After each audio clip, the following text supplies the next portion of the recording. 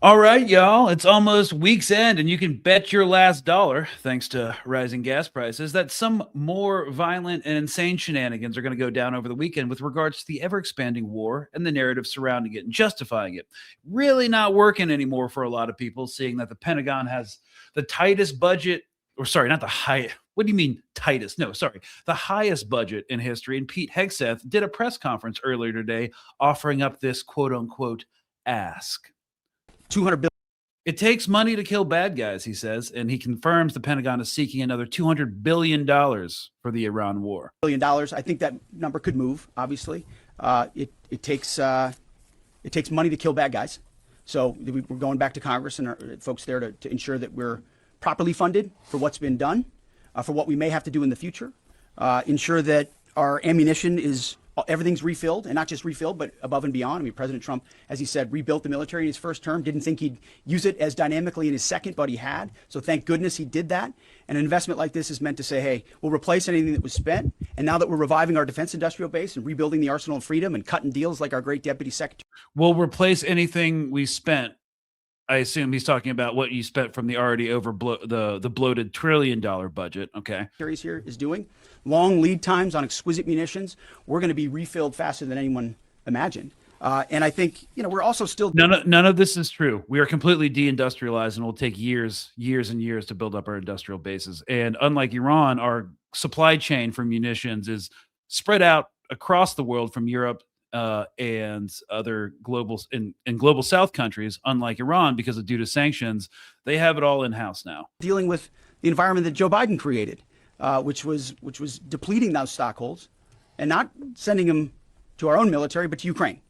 So basically, Trump revived the military in his first term and is now using what he revived effectively in Iran. But then in between the two administrations, the Biden administration messed it all up, but it's still revived from the first term. Okay, cool. So that's an extra $200 billion. Earlier this month, he said to an ABC or NBC reporter, you guys can fact check maybe, that, quote, the sooner David Ellison takes over that network, the better, unquote, calling for a billionaire ally of the government to take over the media outlet and make it more pro-government. So we're able to have the benefits of both tyranny.com and tyranny.gov merging into one website domain. Perhaps I just come up with another zinger to describe fascism, or maybe not, but either way, exciting times. If you're listening to this podcast or any of the other suggested channels in this space, or the same space as us, you are like the 99th in the 99th percentile of politically engaged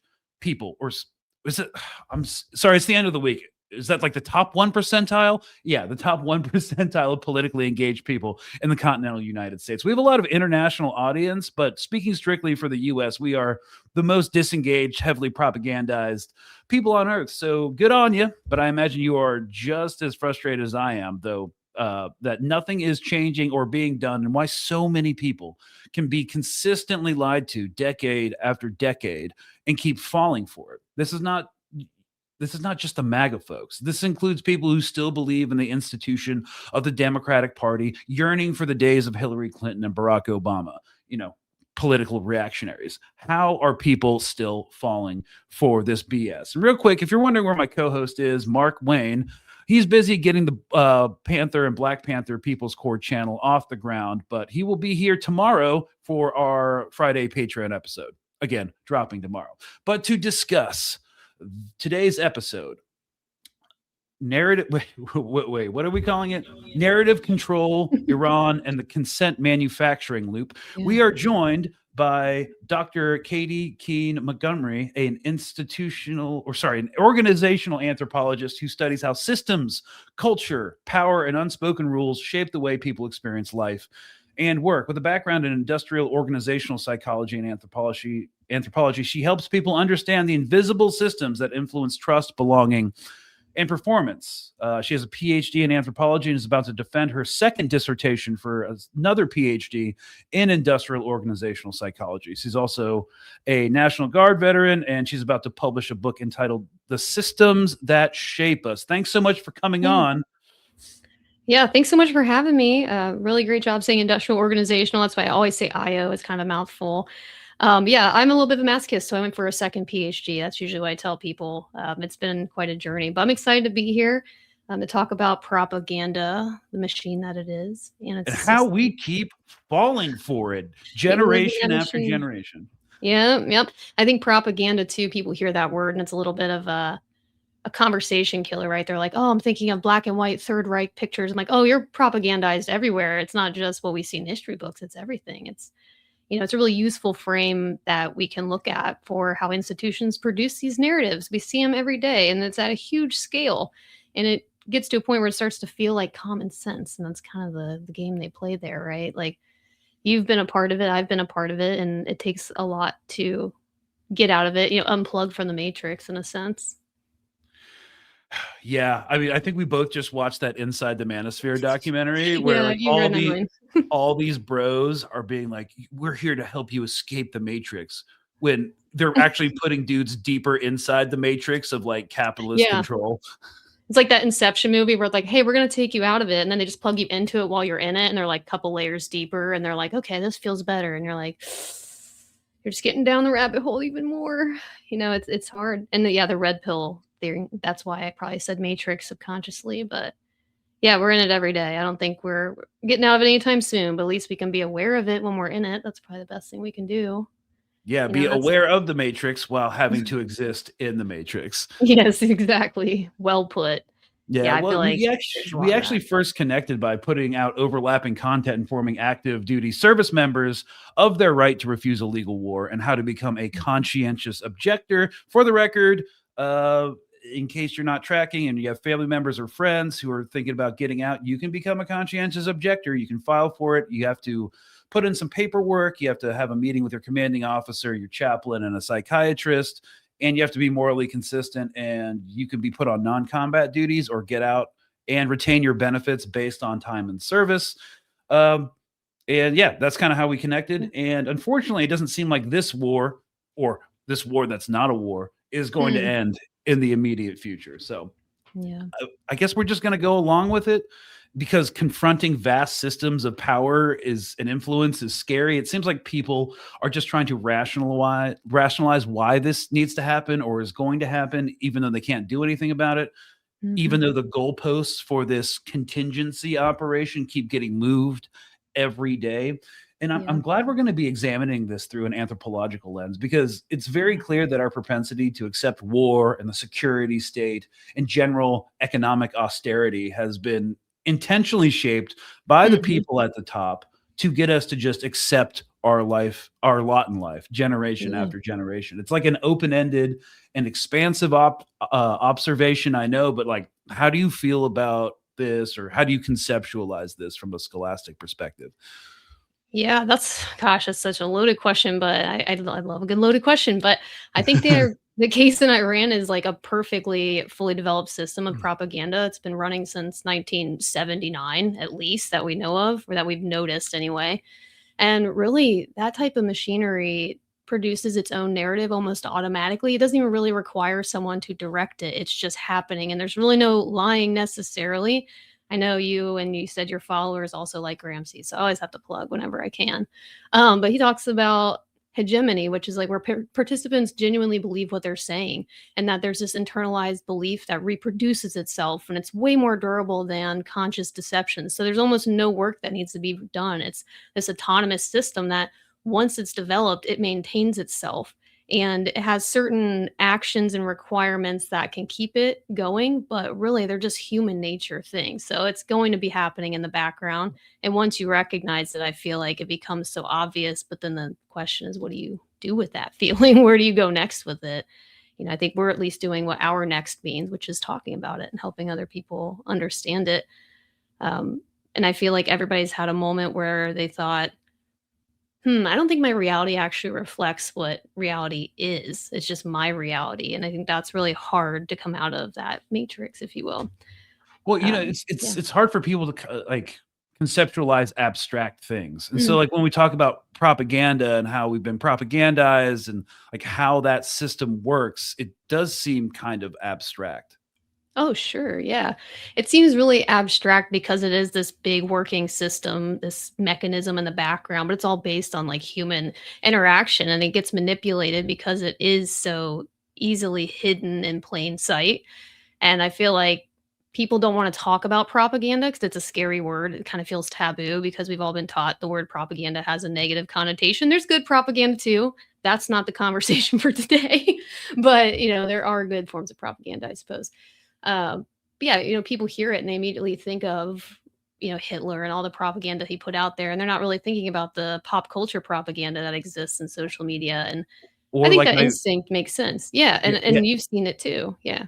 and I think like my favorite example of like how we've been poison pilled against this Mhm. idea of propaganda and how propaganda cannot exist in the United States because we're a free country and we're still in this Cold War mindset that only like the Soviets and the Chinese and the North Mhm. Koreans, these like crazy left-wing socialist authoritarian regime, they're the only ones that do propaganda. But we're a free country. We're We have different. We're special. We're the main yeah, we're character, right? special. We have the Secretary of Defense calling on a billionaire aligned with the US government to take over one of the last 5 media outlets and Yeah.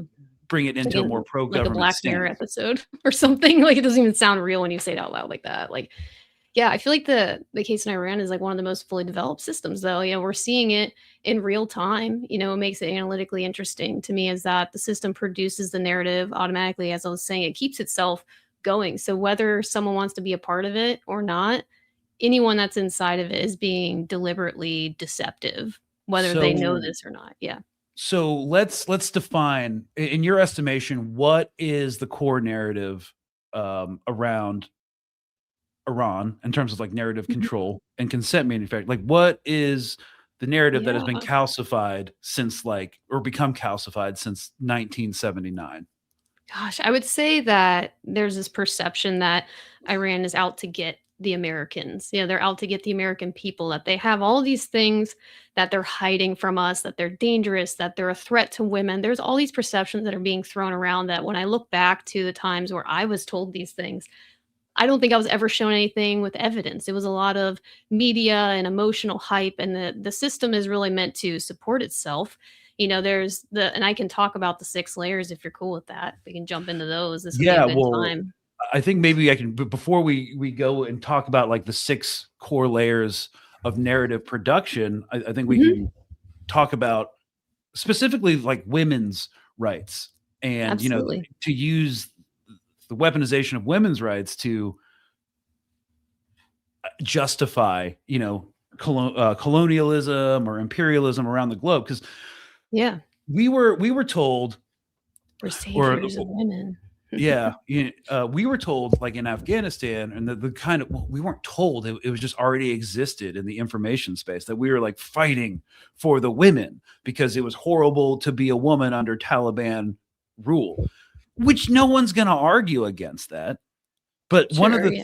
yeah, but one of the things too was like we were also there to like fight against child traffickers because the Taliban did that, which was actually one of the things that wasn't true. For all you can criticize the Taliban for, and there's a Mhm. lot, uh, we were actually propping up the anti-Taliban narco warlords in Kandahar and Helmand in the north who actually engaged in like pedophilia and child trafficking, specifically with young boys, which the Taliban, when they were in control of the country, explicitly outlawed. But when all these narco warlords came back that were the CIA was propping up in order to help them fight against the Taliban and inform against Taliban and Haqqani and Al Qaeda people, they were Mhm. the ones actually doing it. So there was massive dissonance within the actual propaganda itself as well. Yeah, and people really believe what they're saying is true. Like you see these interviews with, military individuals all throughout history where they're talking, they're so inspired and like they're all so engaged with like we're doing this great mission,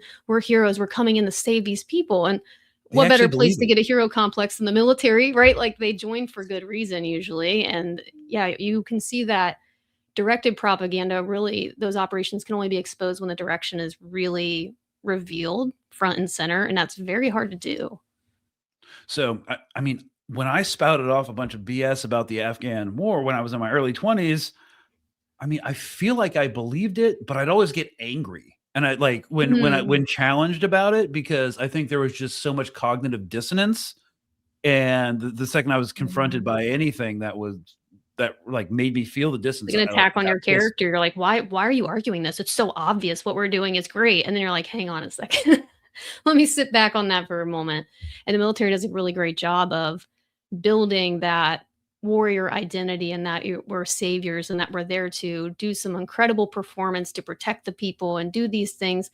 And then you're finding out, and I've found out in other ways differently than you have, that the image that we're sold for the military is really not what the experience is. How we're told that we're going to go in and we're going to do all these things to save people and progress the world. And you think, well, look at our own country, look at our own homeland. Are we really the beacon of growth and progression? Should we really be the ones telling other people what they should be doing?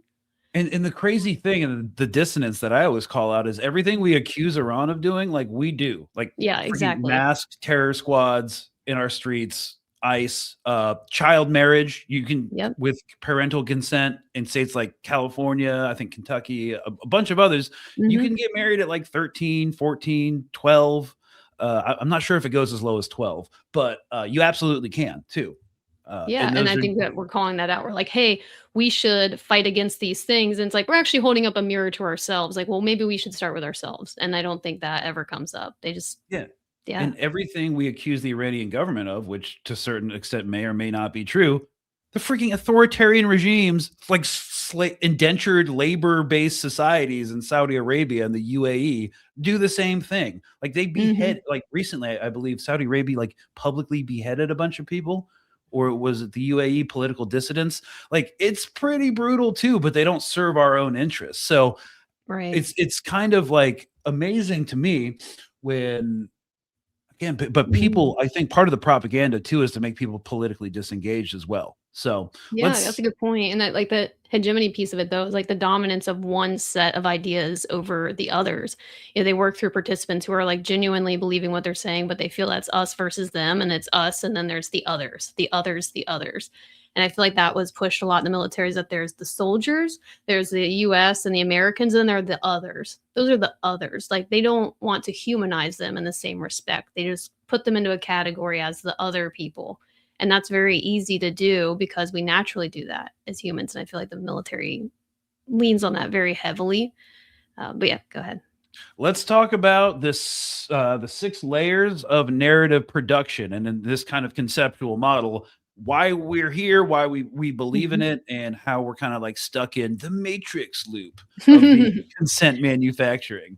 Yeah, this is one of my favorite pieces. I don't like for it to be a favorite, but it is, because once you can break down that system and see it, it's so obvious, and you'll start to notice, and your viewers or your listeners will do the same. So it's called the consent manufacturing loop, and it's how narratives get produced and sustained over time. It's cyclical and symbiotic, so they all depend on each other to survive. So the first layer is economic interest, so meaning that someone needs the threat environment to stay profitable. We just saw a video of that at the beginning that you shared. We need a threat environment to stay profitable. So defense contractors, like regional arms sales, reconstruction contracts, all of those things. The Iran narrative Uh, serves a structural economic function that persists across all these administrations. And so, as good as I do, we're in like this permanent war economy, and it's very self-sustaining. Appropriations fund weapons. Weapons require the threat justification, and threat justification sustains appropriations. And it's like this vicious cycle. And we see it right in front of us, but we haven't been able to put a word to it or describe it in that way. Like Raytheon and Lockheed, Boeing, they've all reported Iran adjacent earnings in their public filings, and it's so clear, it's right there, and they have people that sit on their board who also have interest in these decisions. And that's the second layer, but if you want to talk about the first one, feel free to jump in. well, it's across the board. If Mhm. you exist in or sorry, U.S. society, there are threats coming at you, or at least you're told that there are threats coming at you from everywhere. You got foreign actors like Iran. You've got the militant left trying to do a revolution, an armed revolution. Then Mhm. you've got immigrants doing crime, people of color, being generally rowdy and like stealing your welfare, Yeah. or like it's Whatever just they're like, saying, yeah, they're yeah, whatever they're saying. pathologizing people. It's all a Yeah. threat. And I know a lot of people who said you'll never go bankrupt banking on white supremacy, because like Mm, if you tell people that they're in a constant state of threat and they need to be afraid, they're going to vote to imprison themselves, mm. bankrupt themselves, disenfranchise themselves, and it all comes from like economic interests to control. Yeah, that's a good point. And I think, you know, as veterans, we know there's that like warrior identity piece, but the second you break away from that and they can't argue against your experience, they start to pathologize you as like being radicalized or extreme or being manipulated. And I'm sure these are all words people have referred to you as, oh, he's just been radicalized, or he's being extreme, or he's been manipulated from something beyond himself. And that's to kill the credibility that you have from your Yeah, experience. so we're seeing this with Joe Kern, Mhm. who I don't agree with his politics at all, and I think him leaving the administration in a flashy way was to elevate his profile for another congressional run under a Republican Mm, ticket. that's a good call. Yeah, Um, that's a good observation. so and he saw a sinking ship. He's not a dumb guy. So the first thing he's getting hit with, just like I did, was like stolen valor. It didn't stick because I had to publish my DD 14. Easy to disprove. So now it's like, oh, he's a grifter. I got hit with that. I don't think he'll get hit with the whole like mental illness thing, but the thing about pathologizing, I definitely thought that he was radicalized. He's like his brain has been melted by PTSD, and he just can't handle the thought of any more wars ever. Right, of I've course. heard that crazy one. So yeah, absolutely Yeah, agree. yeah, the pathologizing thing is something that once I noticed it and you see it happen, I mean, the second someone turns against that system, they're like, "Oh, there's something wrong with them." And that's kind of a human thing to do, is like, "Oh, they must be broken, I'm different," but on a whole other level, and I know you've experienced that firsthand, which is a pretty good segue into the second layer. So we had Yeah. economic interest as the first, the second one is elite networks. So there's this consensus on Iran that forms through institutional relationships. We know this. There's like former officials. We talked about think tank fellows, Mhm. defense industry board members that circulate between roles, like way before public debates come into the picture at all. And so there's like this revolving door that means that the same people who shape Iran threat assessments also hold financial stakes in the policy responses that those same assessments justify. And you're like, huh, well, when you say it like that, it stands out. It seems so obvious. And like John Bolton and like Mike Pompeo, those are examples. They've moved between think tank fellowships and like speaking circuits that were tied to like Gulf state interests and different government positions. So they just bounce around within the same network that produces the policies before those policies actually arrive. It's really fascinating. That's a whole other space. You probably do a whole So podcast on that alone. yeah, boom, economic interests. Then elites Mhm. support those economic interests because they Yep. benefit from them, and they use circles where there is no consensus from the public, which is like behind closed doors and think tanks, Mhm. and Raytheon and General Dynamics board meetings where they determine like which think tanks they're going to fund, like the Rand Corporation, Mhm. Brookings Institute, uh, generally Mhm. pro-war, pro-intervention things in And order they to further their. coincidentally benefit from like, Yeah. "Oh, wow, I don't know why we chose that." Which is like the think tank piece is actually number 3. So the 3rd layer is funded think tank infrastructure. So like a small network of policy institutes, converts will like they're like elite consensus. Okay, I'm not gonna get in that piece of it.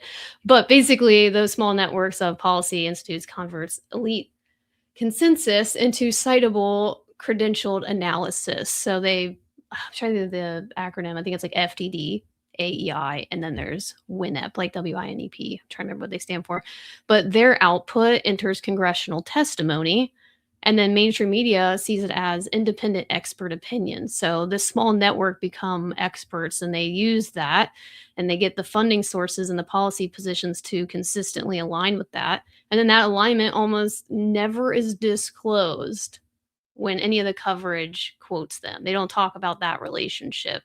And then, like, once that expert opinion is produced, from an anthropology background, there needs to be some kind of official language to actually install it as the operative frame. Yeah. That's the 4th layer, but It's I'll basically pause there. rubber stamping these private interests, and the whole basis behind a think tank, and why there are good think tanks. I really like Trita Parsi's Quincy Institute for Responsible Mhm, Statecraft. There's some mhm. pretty good think tanks. The problem is they're not the ones advising the White House, and they never Yeah. have been. that they never have been. And so think tanks, and the reason you rely on them is because the congressmen and senators and people within the White House have to vote on legislation at the federal level, and a lot of that has to do with foreign policy issues, aid packages, structured intervention plans.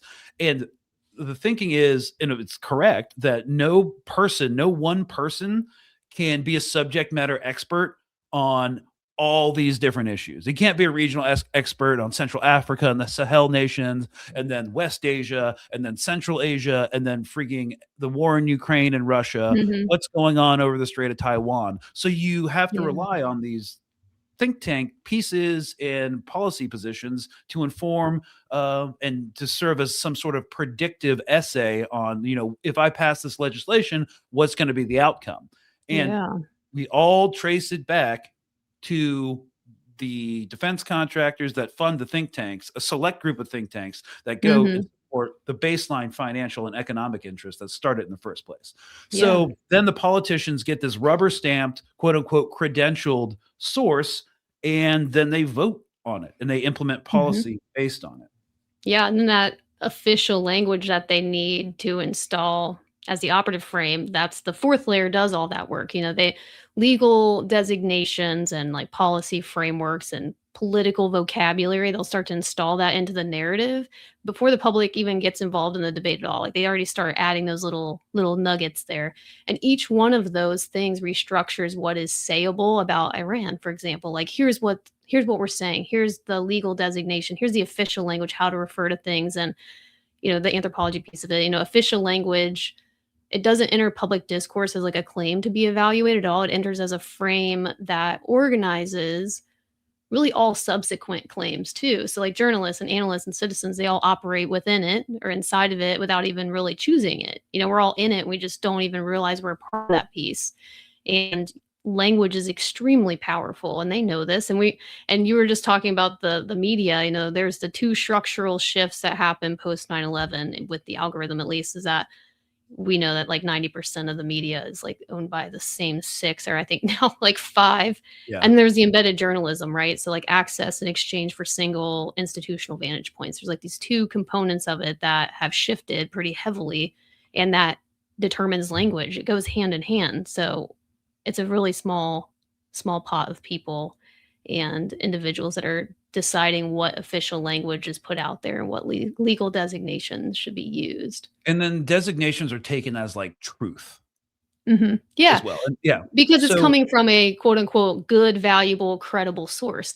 They come out as this independent expert opinion. They say, here's what we're calling things. They're like, oh, they must know something. They're an independent expert opinion. These think tanks, these people that come off as credentialed and experienced and qualified, I'll say qualified, they come out and say what things should be called, and that normalizes that language and becomes comfortable. We see that with media systems quite a bit. And we saw that in the military too. Like one of the reasons, one of the many, many, many reasons why so many innocent people were killed during Obama's drone strike campaign was because a lot of these official designations, you could get labeled a Taliban sub-lieutenant's close associate. It's like, it was a cousin who didn't even know he was in the Taliban, or it was like the dude's baker, or something as crazy as that. But like institutionally, when you hear the word associate, you're like, oh, what's he doing? Well, okay, well, it takes a village, bro. So, you just accept it. And then the lawyers see, oh, it's associate. Okay, we're going to sign off on that strike. Yeah, the verbiage is very important in that space, that words have a lot of power, and they know exactly which words are the most powerful to elicit that type of emotion and get that type of support.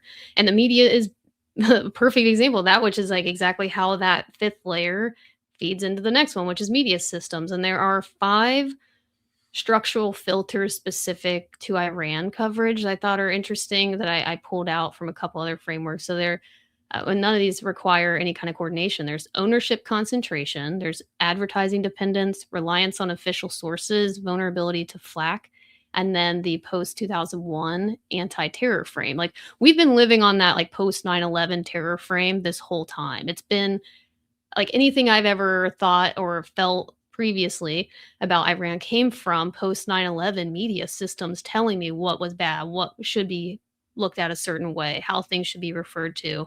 And it's very easy to do, and it's hard to pull yourself out of that. And actually leaving the military, ironically, is how I pulled myself out of that. I was further consumed into it when I stepped back and really evaluated what that looked like on the inside. It didn't really align with who I was, the person. I had to think about what the misalignment was. And the misalignment was how things were being told to me. And then I joined, and what I actually saw, they were not alike at all. And that's that moment of like, oh my gosh, I think I've been lied to this whole time, or I'm not perceiving the same reality that our society wants us to think we have. And the media is very powerful for that. There's sourcing asymmetry too, which is like the same small network of think tank analysts that you were just talking about. It appears across congressional testimony and newspapers and cable news, and they come in as like Iran experts. I've seen so many people referred to as like an Iran expert, and you're like, based on what? And the range of perspectives that are actually available is like structurally narrower than the range of credentialed scholarship on Iran. It's wild. Like I say, oh, here we have expert on Iran, Bob Smitherson or whatever they want to call him on the news, and he comes in. I'm like, what are your actual credentials? And you look, and you're like, he works at a think tank no one's heard of called the Really Serious Strategic Studies Institute. And All they're right, definitely not related to anything defense that also profits off this whole like never-ending war experience. Definitely not related. But yeah, you get it. I mean, it's the same thing. And then once you start to plug that in, and I start looking people up who are quote unquote experts, I'm like, oh, they're tied to this. Oh, that benefits from. Okay, it's pretty quick to connect the dots anymore. And again, it's a very small pool of people that are on like rotation for all of this. Yeah, and they just move them around like musical chairs just to keep you visually busy so you don't like notice it as quickly. But it's the same group of people, like you said, and it's as good as I do, media coverage shapes public opinion, and that's where that sixth layer comes in, which is public opinion. It's manufacturer mandate. I also, before we get into public opinion polls to like manufacture sort of like democratic mandate, like, oh, the war in Iran's popular, so now we can just go to it, even though that popularity has been manufactured by defense contractors who serve like economic interests. I wanted to say, you mentioned one of the things that they use is not just credentialed officials that exist in a very small information ecosystem. Reliance on official sources. Like that's another, like, why are people continuing whoa, that was not a word, continuing to trust an administration that has consistently lied every step of the way since I think it's scary not to, right? Like, it's scary not to.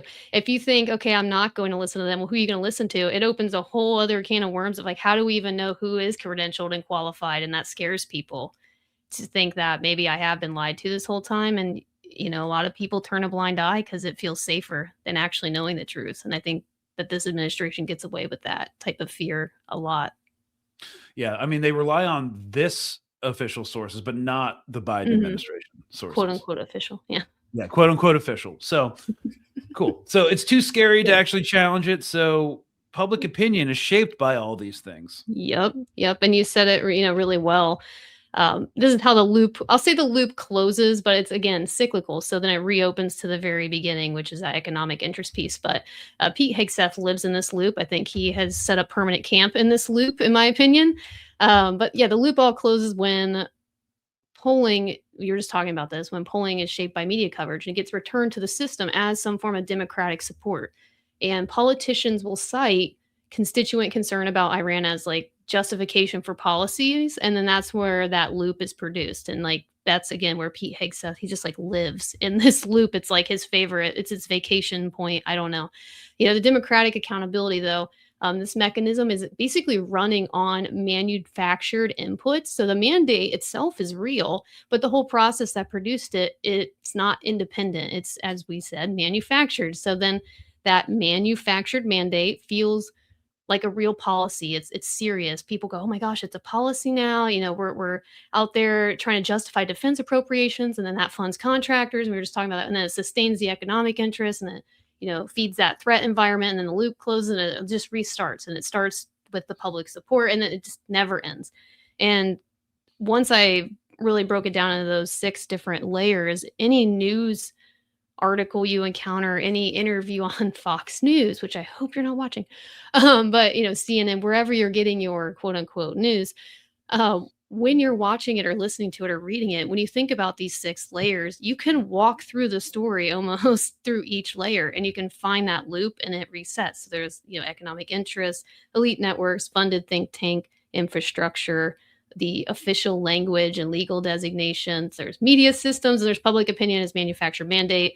It gets quote unquote solidified, put in stone as some form of a policy or something in that space. And then it goes back to like economic interests. And it's wild. It's quite the beast, but we're in it and we're here. I mean, I do like that framework for kind of understanding it. It's also why I don't call it the military industrial complex, because the military industrial complex is too reductive, and it couldn't just exist if it was just like Raytheon and General Dynamics and Palantir being like, okay, politicians, this is what we want you to enact. So this is why we call it the military, or I like to call it the military industrial media and academic complex. Yeah.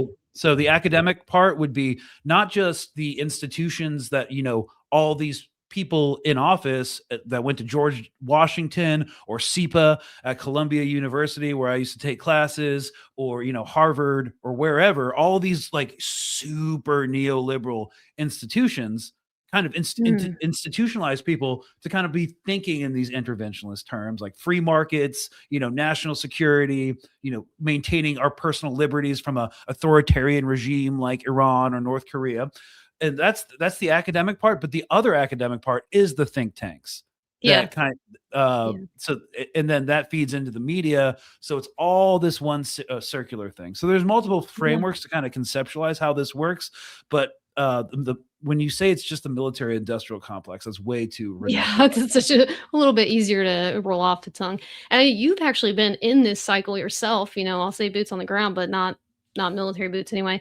But like when you were on the flotilla mission, I mean, what you experienced versus what was covered was drastically different. Like, I don't know if you have some examples of what you experienced and then what the media was saying, and some of that fight you had to go through. But I mean, I witnessed it, I followed you, and I saw you explain, like, the media is saying these things. This isn't true. This is what I'm actually seeing. And that is a very, very difficult fight to do. It's really hard. It was interesting because a lot of the sensationalist journalism was coming out of the Israeli Ministry of Diaspora Affairs, and they put out an here's the rubber stamp thing, credentialed rubber stamp thing we were talking about. They put out an intelligence report. The Ministry of Diaspora Affairs is a propaganda arm that basically exists to only to get Jews in the diaspora community to support Israel. That's the main thing. They do cultural exchange programs. They get senators and congressmen and governors and mayors from the United States to like come to Israel and do photo ops and do conferences. It's a propaganda machine. There is no intelligence apparatus inside the Ministry of Diaspora Affairs, but they put out this completely stupid open source intelligence report, which was basically just ginned up from people's like Twitter posts that were on the flotilla. And they're like, they have terrorist associations, they're not bringing baby formula. They're bringing like weapons and aid from us. And it was not true. Obviously we had to make videos of us like unpacking the aid. Boom, it's baby formula. Boom, it's medications. But because they were able to do that from like an official institution, the media, because of the neoliberal conception of like objective journalism, wasn't focused on like what we're actually trying to achieve. They tried to put us on the back foot, being like, what are you really trying to achieve here? What are you really bringing into Gaza? And so that's kind of how they muddied the water. Right? Like, oh, this elicits emotion and people are frustrated and scared. Like, the media is going to live in that space and say, oh, well, engagement, that's all we really care about sometimes at the end of the day. Not all media, but a lot of it. They said, oh, well, if this is getting attention, we're just going to stay on that side instead of actually asking them, like, what is your goal here? What are you doing? And I remember you all unpacking and showing things. And I remember people like, oh, it's probably AI. It's probably doctored videos. Like, oh my gosh. where does it end? It's like there's always something, and it is very hard for people. AI wasn't that good last October. No. No, it was. It's made It a massive wasn't, but leap. people were convinced like, oh, they're in it, they're generating video. They're just trying to pretend like they don't have weapons. It's like, I really don't think that it's that obvious. It just felt so right in front of your face. You could do live stream. You could watch people's live streams on the flotilla, and I'm like, it's right there. They're showing you.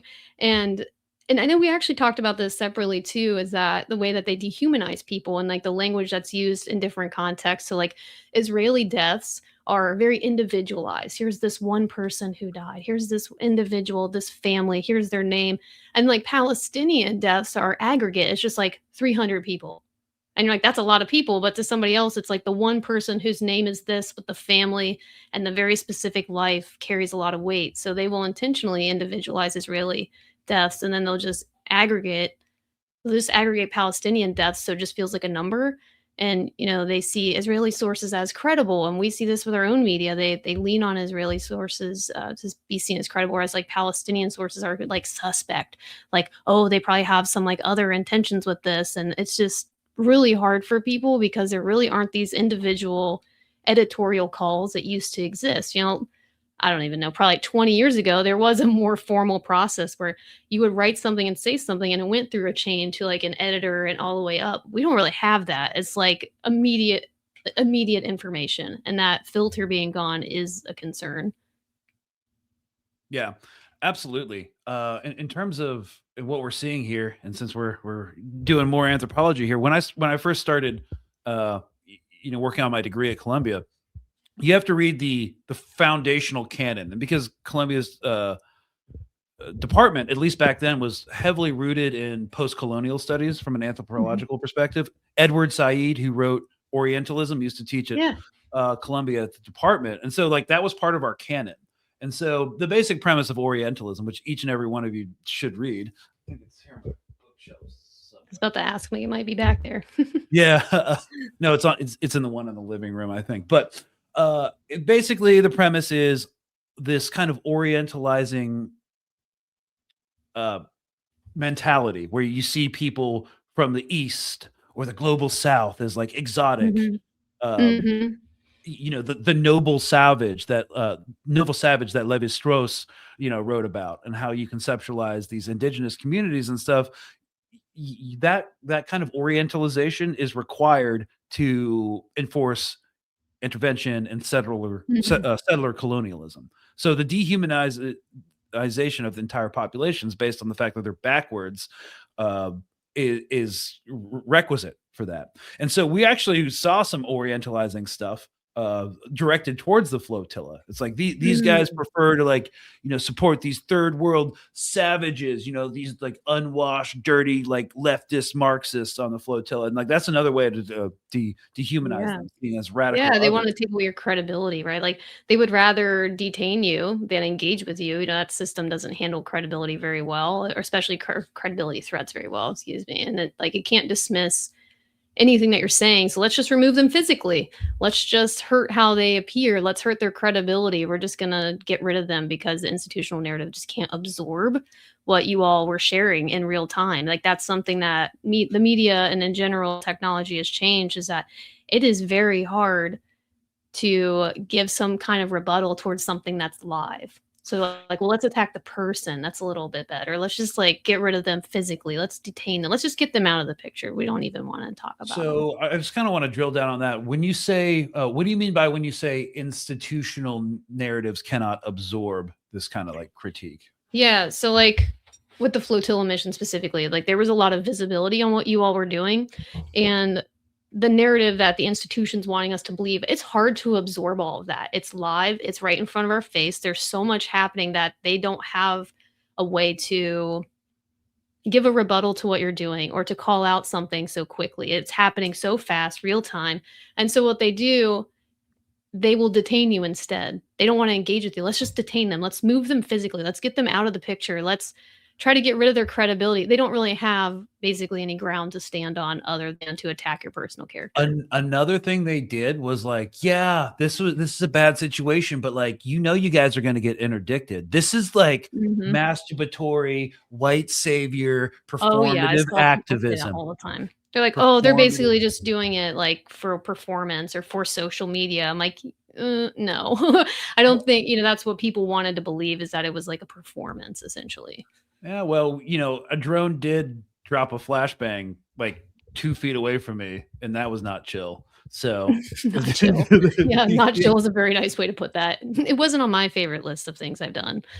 yeah. So, Yeah. no, that's kind of interesting. We just discussed the core 6 layers of narrative production. Just to kind of recap, Mhm. first, it starts with economic interests that require a threat environment. We can Yes. talk about Iran. We can talk about immigration. 90% of all ICE imprisonments are for profit. They get paid per bed, per detainee, per Mm. person. It's a completely for Mhm. profit model, and it requires threats to sustain itself. So, and Yeah, then and then, of elite network. course, you Yeah. need to have elite consensus to translate that into policy. So enter, number 2, the elite networks. They all come together. Those we were talking about think tanks quite a bit. We're talking about think tank fellows and former officials, and you need to have that. We were talking about how a lot of the same people who are shaping Iran threat assessments are also the people who benefit from them and have financial stakes in those policy responses too. And then the third one being that like elite consensus needs intellectual credibility to reach lawmakers and media. So enter the funded think tank infrastructure. One moment.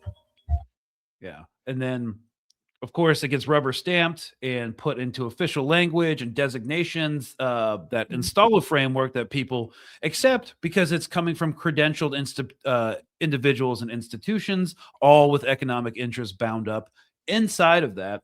And then media Mhm. systems who are controlled by the same economic interests put them out and distribute it as objective coverage. Yes. It's just doing journalism. And then it Yeah. shifts public opinion, and then the same kind of think tanks or political organizations, third party independents, will do these public Mhm. polling opinions, and then the congressman and the senator and the White House will see, oh, this is actually a publicly popular thing, so it has this Yeah. kind of veneer of a democratic mandate, and then they go ahead and do a Yeah. war. And they say, "I told you so," and it goes up to the top again, basically, and "I told you Yeah. so. Okay, here's the economic interest," and we're like, "Ugh." And if you feel that exhaustion just hearing this cycle, that's also probably why you feel exhausted every day, is like we're living in this cycle. You're like, "Oh my gosh, this again?" And it comes back and you feel like things are like repetitive. It's like the movie Groundhog Day. We are like, "I thought we just did we not just do this?" And then it happens over and over and over. And there's some people who are completely unaware that that pattern is happening. And I can always like share something if you want to share with your followers, like the bullet point of what these 6 things are. I'm more than happy to do Yeah, that. Just we're gonna post them in the description so you guys can have a oh, visual nice. You are representation. on it. Who am I kidding? You already had a plan. Yeah, I like my bullet points and I like my I do too. frameworks. Guys, Yeah, I do too. I uh, feel you totally. well, Hmm. the reason kind of why we need conceptual frameworks is because all information is no information. Right. And when you can put Like, a name to something, you can actually start unpacking what it is. Right. yeah, Like if you can say, this is what this is called, now I can research this and understand it better. There are a lot of people that have feeling like they're like, "Man, this feels a little weird, but I don't know what that is." And once you can identify and just like any feeling outside of frameworks, like once you can name a feeling, then you can really start figuring out what's going on. And it's very hard. They intentionally make it hard, right? They don't want you to be able to see through this very easily. And there was a saying I had read it. I don't even know if I'm be able to say it right. It was really challenging enough to read, but it was like the capacity to see narrative as narrative is more durable than any competing narrative. And I had to sit with that for a second. I was like, hang on. The hang on, let me chew capacity on to that. see narrative as narrative is more durable than any competing narrative. I was like, "Oh," like, seeing through that veil and recognizing that something is a story being told and a narrative is more powerful than any competing narrative. Like, "Okay, I get it." So I had to sit with that one for a minute. I'm like, "Okay, there's something deep in there." And, Yeah, like, competing narratives just get absorbed, and the analytical habits, they persist, and then the tension between activists and analysts, that's the point. They want that tension between the 2, and you've been a part of that tension between activists and analysts, and it's really hard. And that's also veterans too. There's that side of it too. So just like let that discomfort exist, call it out when it's there. You do a great job of doing that already.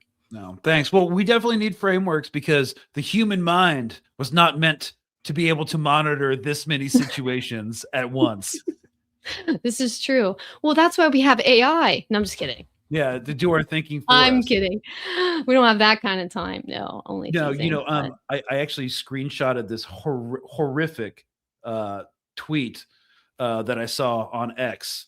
It's this guy. He posted, "Reading Dune, Frank Herbert was cooking," then quotes, "Once men turned their thinking over to machines in the hope that this would set them free, but that only permitted other men with the machines to enslave them.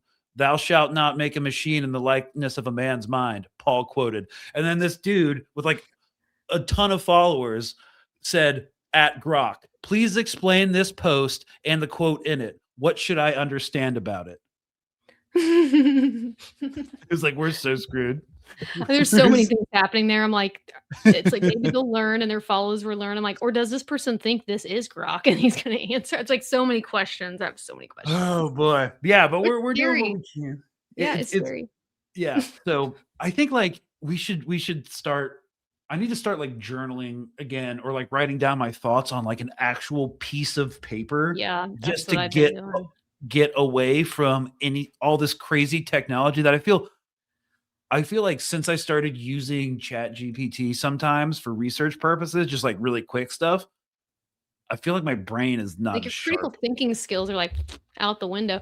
And I think too, like analysis, it makes the system legible. And so even when it's something that I can't put words to, I've done a lot better of like writing down, like, I feel like this when someone said this, and then these things happen. And then I look into it more later and I'm like, oh, that's what that feeling was. So even just writing it down makes a huge difference, and really like legibility is a precondition for organized resistance. So I'll add that there. And I don't mean legible in terms of handwriting. I don't know your handwriting. Mine's pretty legible, but I mean legibility otherwise. But, the organized resistance is really the work that you've done. You're really good at organizing that resistance and making the system make sense to people like boots on the ground. I think when people see it with their own eyes, it's a different experience. And we've seen that where social media is now. And today we can go to a live feed and we're seeing children being killed. Like we've never had that kind of exposure and access to real time things happening. And that is a whole other struggle, I'm sure, for journalists too, especially when you're being fed these very specific narratives that you have to basically combat what's happening right in front of someone's eyes. Like, oh, I have to go against this. Like, well, we just saw on live, streams that that's not happening. And then it leaves people feeling conflicted. You see what's happening, you feel like you want to help and do something, you don't know what that is, and then the media is saying something totally different is happening that's not happening, and you're like, I want to believe that. They seem like they should be credentialed and I should be able to trust that, but then it just feels like there's no trust. Like you don't even know what to do with that feeling. It's a lot. It's a lot for people every day. I think that's why people are feeling so exhausted. Yeah, and we've been talking about narrative control, but I just want to spend the last time like, do you think there's a lot of narrative collapse going on? So one thing as you kind of think about that, I just wanted to say that if we do boots on the ground in Iran, if you've been monitoring the war in Ukraine and looking at footage, especially drone footage from the war in Ukraine of drones like literally flying into dudes, if we invade, like there's probably going to be DJI drone footage of drones flying into U.S. Marines and U.S. soldiers, and I don't think the American public is like ready to handle that. Yeah, I would agree with that. I think we are, but we really don't know what we're asking for either. So Well, we've been at war for so long, but like most of the American population has been completely insulated from it. Don't Yeah, have to that's a see good it, don't point. have to think about it. It's just what we do. We've been at peace 17 years for our entire existence. Yeah, that's a good point.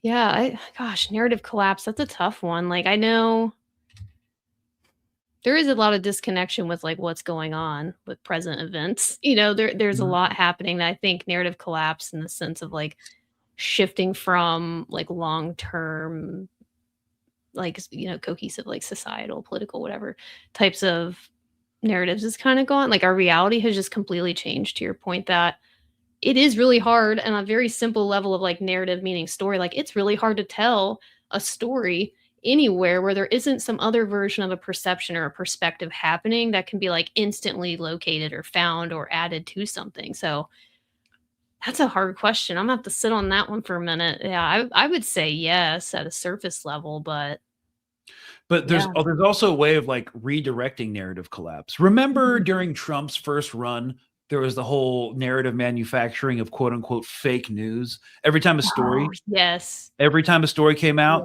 Yes. they're like, "Ooh, it's fake news." Have you been seeing these really weird Netanyahu videos? All the AI ones. Well, they're Like, either AI or they're human. They're either AI slop or human slop with intentionally implemented AI features. There's definitely some AI stuff going on. And mhm. I'm just kind of like, everyone's been quoting 1984 recently, specifically Yes, the quote of course. from Orwell. The party told you to disregard or ignore the evidence, Disregard the, evidence of your eyes and ears. and it was their final, most I essential love command. Well, he it. Mhm. didn't. Orwell didn't exist when AI was a thing yet, No, and not at so all. now they're just like, "Do you even know the evidence of your eyes and ears?" Like, Like, how would you even know? Like, how would you just so how do you so even know what to believe? Yeah. AI is gonna be like the new, like, narrative pressure valve when It's things are like a in collapse. crutch too. Like, we saw that with Alex Pretty where everybody's like, "Oh, I bet that's an AI video." It's like, what if it isn't though? Like, I get that people think like, "What if it is AI?" But like, what if it isn't? There's always 2 sides of that. People say, "Oh, I bet that's AI." And then my thought is, "What if this isn't AI?" And then people have not thought about that part yet. So, So, like, it's becoming a crutch for people when they don't like something, they say, "Oh, it's AI. Oh, it's fake news." It's the same thing. "Oh, it's AI." It's basically the new fake news. yeah, and so that's kind of like what I'm concerned about, and that's what the psyop is, I think, with the whole, like, Mm. Netanyahu, is he or isn't he dead? It's Mhm. just a unique opportunity because it's garnering so much attention, Yeah, and they're there's like yeah, I was gonna say they're also, like, gaining so much data on the public and how societies react to that type of information and how many people believe it and how many people don't. And really, if you like, let's say he's in hiding, like, he's in hiding then. Like, I don't think people are like, "Oh, he's gonna be out getting coffee." I'm like, "But even if he wasn't, would he be willing to tell the public where he is?" I mean, if he's truly in hiding, then we wouldn't hear from him and they would be doing the same stuff. Like, how would we really know? How would we really know? yeah. But yeah, I do think some of it can be like a social test or an experiment where they're putting out this type of propaganda with AI to see how convincing it is for people or to see what type of pushback they get. And they can just continually improve and go from there with it. That's a whole other piece of it, the social experiment of it too. Yeah, if any Epstein videos get released, AI. Yeah, This of AI course. hit Yeah, piece. of course. We would only hope it was AI, but unfortunately, it is not. That's the worst part. The one time you wish things were AI and it's not, right? Yeah. Yeah, that's a tough one. And it's just, this propaganda machine didn't spring up overnight. Like, this is this Mm-mm. is It's this is always been like there.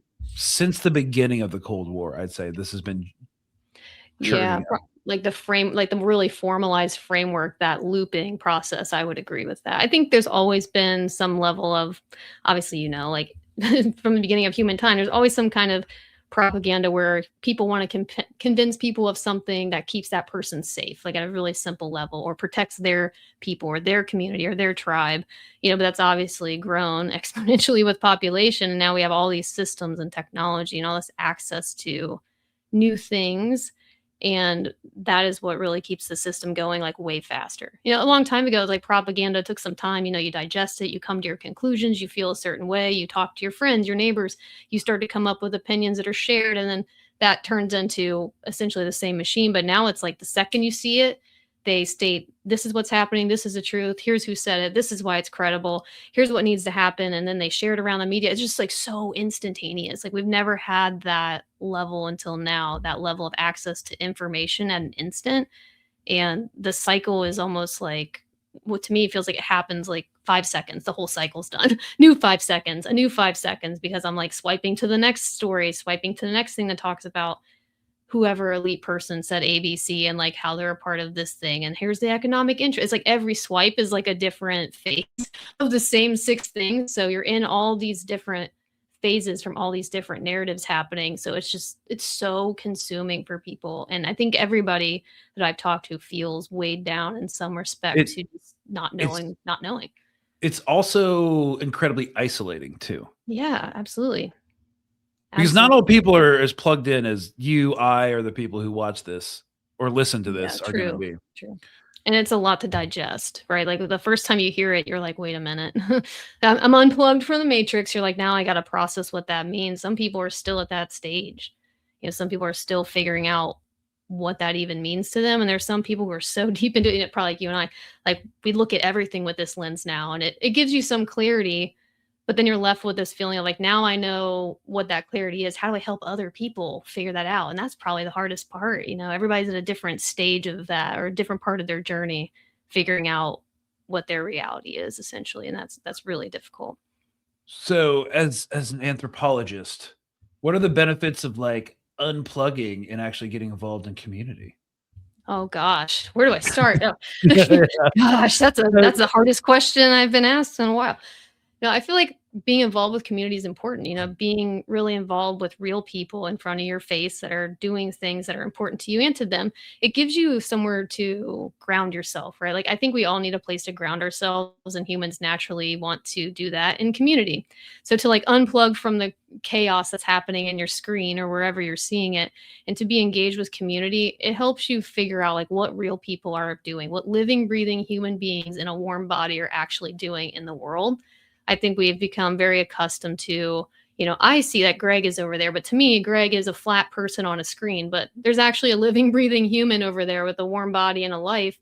We've gotten so detached from that, that at least when you are, even if you can help virtually, that's fine too. But the goal is that you become a part of your community and really find your human roots. That's always how I put it. Like, there's this shared humanity that we all are feeling right now. And there isn't really any digital or virtual oh gosh, representation or replication of how to come together. You have to really do that in person the best you can. And they know there's power in numbers. We all know that.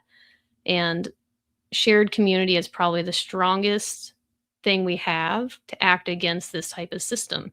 You know, nothing in this list of 6 things mentions anything about community for a reason. You know, they're in these 6 layers, they don't want people to come together. All of these are very intentionally isolating. They don't want you to have any kind of community consensus. They don't want that. They intentionally isolate people because it's so much easier to convince one person than to convince 1,000 in one space. So, yes, take part in your community.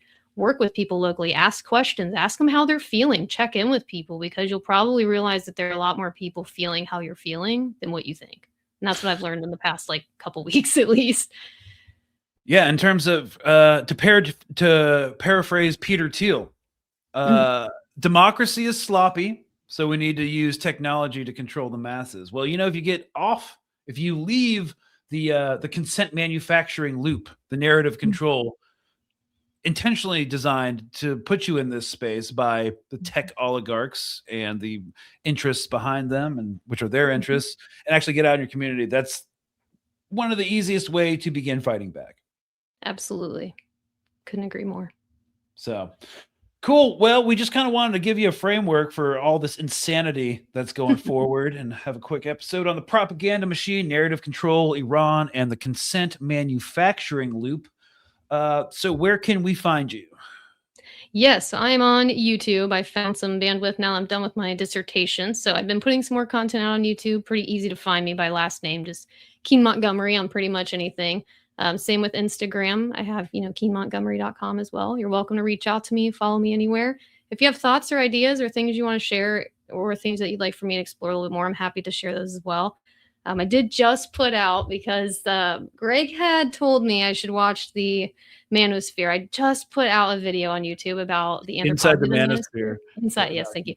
Inside the Manosphere on Netflix, and I just put out a video about it and like broke down the different components I felt were related to anthropology, and it was a really fun side project. So thank you for that, Greg. That was a quick turnaround for me, but I do recommend that to add that in for something there. But yeah, you can find me. I'm also on LinkedIn too. I love to connect with people professionally and just, you know, see people in real life and things outside the screen wherever possible. And you've got a book coming out, The Systems That Shape Us. Yeah, I have two. So I have the systems that shape us, and I have one that's called Do What You Love, and You'll Work Every Day. And that's okay. And that book, the reason the title is so long is that we always hear do what you love. And you'll never work a day in your life, but anthropologically, that book is focused on how work is okay and how it's not a scary word, and that the natural need for contribution is important to the human experience. So figuring out what contribution looks like is really how I'm reshaping the word work there. But the systems that shape us is focused on breaking down the different systems that influence our behaviors every day, that impact how we think, how we react,